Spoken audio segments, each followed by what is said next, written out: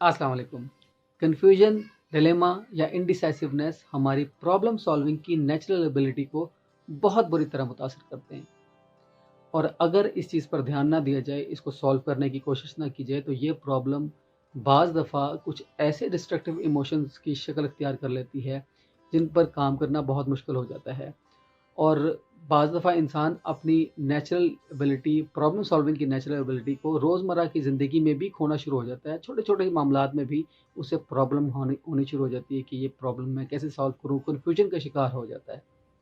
तो आज हम इस पर बात करेंगे और ये भी देखेंगे कि कन्फ्यूजन है क्या। तो चलिए वीडियो स्टार्ट करते हैं।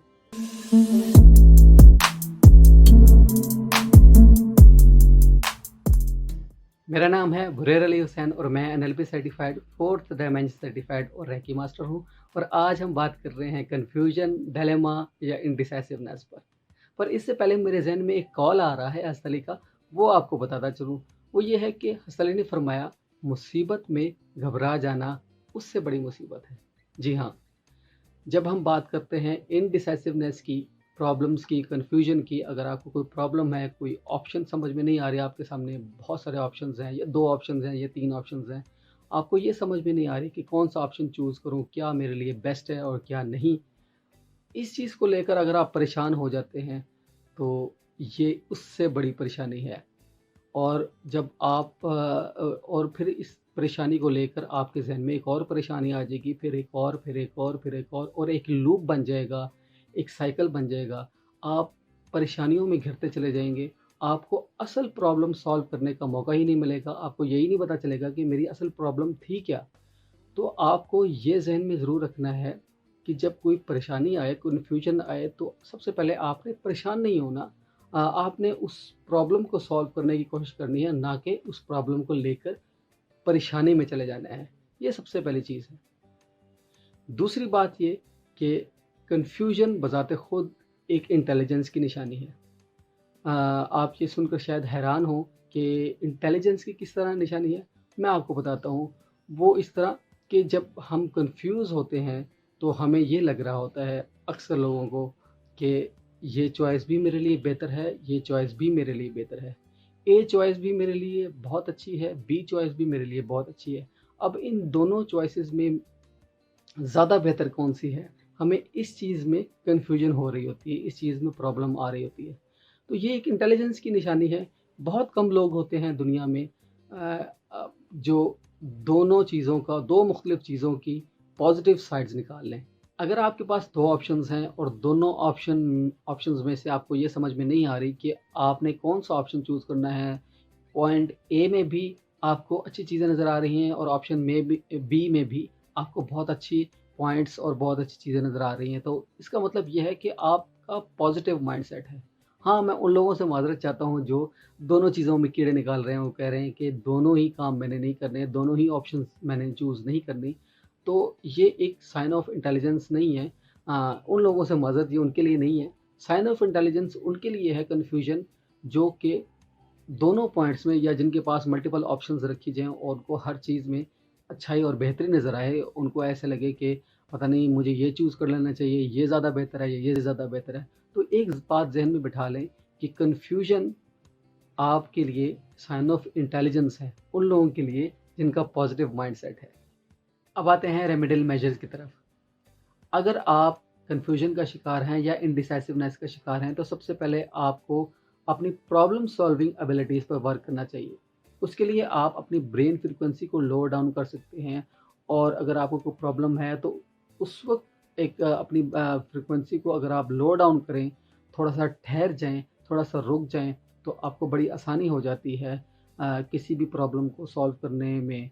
क्योंकि जब प्रॉब्लम कोई हमें दरपेश होती है, कोई समझ में नहीं आ रही, तो हम क्या करें, तो उस वक्त हम परेशान होने लग जाते हैं और उस परेशानी में हम और परेशानियां भी लेने शुरू कर देते हैं। और क्योंकि हमें फिर किसी और चीज़ का भी स्ट्रेस होता है, फिर उससे कनेक्शन मिलता जाता है और वो एक बहुत बड़ी चीज़ बन जाती है, हालांकि इतनी बड़ी प्रॉब्लम होती नहीं है।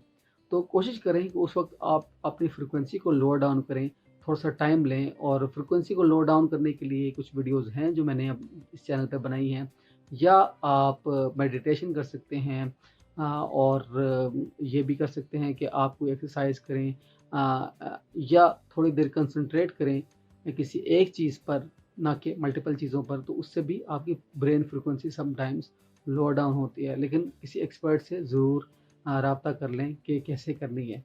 एक और तरीका जो बड़ा इफ़ेक्टिव है, अगर आप मेडिटेशन नहीं करना चाहते या आपको प्रॉब्लम हो रही है इस चीज़ को समझने में कि फ्रीक्वेंसी लो डाउन किस तरह करते हैं, ये क्या भला है, तो आप एक और काम कर सकते हैं, वो ये कि पेन और पेपर लें। आपके पास जितने भी ऑप्शंस अवेलेबल हैं, उसके जो बेनिफिट्स हैं, जो पॉजिटिव पॉइंट्स हैं, जो एडवांटेजेस हैं, वो आप पेपर पर लिखना शुरू कर दें। एक साइड पर एक ऑप्शन के लिखें पॉजिटिव पॉइंट्स, दूसरी साइड पर दूसरे, और उसको मैच करें अपने गोल के साथ। हो सकता है किसी बी पॉइंट के ज़्यादा बेनिफिट्स हों, तो ज़रूरी नहीं आप बी पॉइंट चूज़ करें, लेकिन ए पॉइंट में हो सकता है कम बेनिफिट्स हों, लेकिन वो आपके गोल से, आपके मिजाज से और आप जिस तरह चाहते हैं वो चीज़ आपको उतना बेनिफिट दे रही है। तो आप इस तरह चूज़ कर सकते हैं, और ये बहुत इफ़ेक्टिव टेक्निक है, इसको हल्का मत लीजिएगा, क्योंकि बहुत बड़े सीईओज़ और जो कामयाब लोग हैं, वो जर्नलिंग का ये मेथड यूज़ करके अपने बहुत सारे प्रॉब्लम सॉल्व करते हैं। लिखने से ये होता है कि आपकी जो ब्रेन में जो कन्फ्यूजन होती है, वो सॉल्व होना शुरू हो जाती है। जो शोर होता है, जो रश लगा होता है, फ़ज़ूल सी थॉट्स का, वो कम होना शुरू हो जाता है और आप इनडिसाइसिवनेस से डिसाइसिवनेस पर चले जाते हैं। जैसा कि मैंने आपको पहले बताया कि अगर आपकी कोई प्रायोरिटी है, अगर आपका कोई एंड गोल है, और ज़ाहिर है होना भी चाहिए, तो आप उन जो भी ऑप्शंस अवेलेबल हैं आपके पास, 1, 2, 3 जितने भी ऑप्शंस अवेलेबल हैं, उनके साथ मैच करें अपनी प्रायोरिटीज़ को, अपने एंड गोल को, अपने मकसद को। अगर वो मैच करते हैं, तो वो आपके लिए वो ऑप्शन बेहतर होगा जिसके साथ आपके आपके एंड गोल, आपका मकसद मैच करता है।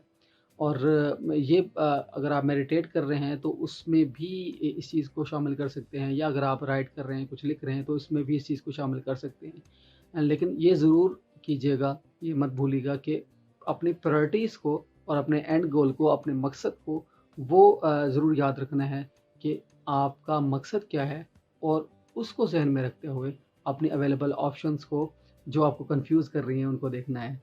कहा यह जाता है कि अगर आपका पैशन प्रोफेशन बन जाए, तो ये तो आइडियल सिचुएशन हो जाती है, और इससे बढ़कर कोई बात ही नहीं।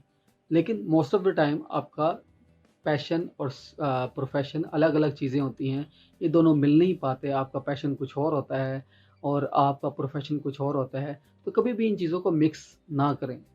कोई बात नहीं, दुनिया में बहुत सारे लोग हैं जो कामयाब भी हैं, जिनका पैशन कुछ और है, जिनका प्रोफेशन कुछ और है, तो इसमें कोई प्रॉब्लम नहीं है, इसमें कोई बुराई नहीं है। तो जब भी आप कोई प्रॉब्लम सॉल्व करने लगें, आपको कन्फ्यूजन हो, आपको समझ में नहीं आ रही हो, तो आप ये ज़हन में ज़रूर रखें कि क्या ये मेरा पैशन है या प्रोफेशन है। मेरे प्रोफेशन को हिट तो नहीं कर रही ये चीज़, या मेरे पैशन को हिट तो नहीं कर रही। और आपने ये इन दोनों चीज़ों को ज़हन में रख कर उस प्रॉब्लम का, उस कन्फ्यूजन को सॉल्व करना है, तो तभी आप सॉल्व कर पाएँगे। और हमेशा ये याद रखें कि ज़रूरी नहीं है कि आपका पैशन ही प्रोफेशन बन जाए। आखिर में एक बात कहना चाहूँगा, वो ये कि हमारे अक्सर कन्फ्यूजन्स के पीछे या तो कोई डर होता है, या कोई लालच। और ये ज़हन में ज़रूर रखिए कि आपने डर से तो बचना ही है, आप चीज़ों से डरते तो हैं ही, लेकिन लालच से ज़रूर बचना है। लालच बुरी बला है, हम सब जानते हैं, लेकिन हम ये सब समझते नहीं हैं। बाज़ दफ़ा कुछ ऐसे कदम उठा लेते हैं सिर्फ़ इस ख्वाहिश में, सिर्फ़ इस चीज़ के लिए कि हमें शायद इससे बहुत बड़ा बेनिफिट मिलेगा, और इस लालच में हम बहुत सारे इल्लीगल और अनएथिकल स्टेप्स भी उठा लेते हैं। तो ये ज़रूर ज़हन में रखिए कि हाँ, फ़ियर को ओवरकम किया जा सकता है। अगर आपको कोई फ़ियर है किसी चीज़ का, और वो आपको समझ में नहीं आ रही, उस वजह से आप किसी कन्फ्यूजन का शिकार हैं, हाँ, उसको ओवरकम किया जा सकता है। लेकिन ग्रीड एक ऐसी चीज़ है, इस पर आपको खुद काम करना पड़ेगा, और इससे बचना बहुत ज़रूरी है। और आपको इन 2 चीज़ों में ज़रूर फ़र्क करना है कि आपकी ग्रीड है या फ़ियर। तो ये थी आज की वीडियो। मुझे कमेंट सेक्शन में ज़रूर बताइएगा कि आपको मेरी वीडियो कैसी लगी, और कुछ सवाल हो तो ज़रूर पूछिएगा। मेरे सोशल मीडिया लिंक्स अवेलेबल हैं, कमेंट सेक्शन में भी अवेलेबल हैं, तो वहाँ से आप उससे कनेक्ट हो सकते हैं और सवाल कर सकते हैं। अगले किसी अच्छी वीडियो तक के लिए मुझे इजाज़त दीजिए। अल्लाह हाफ़िज़।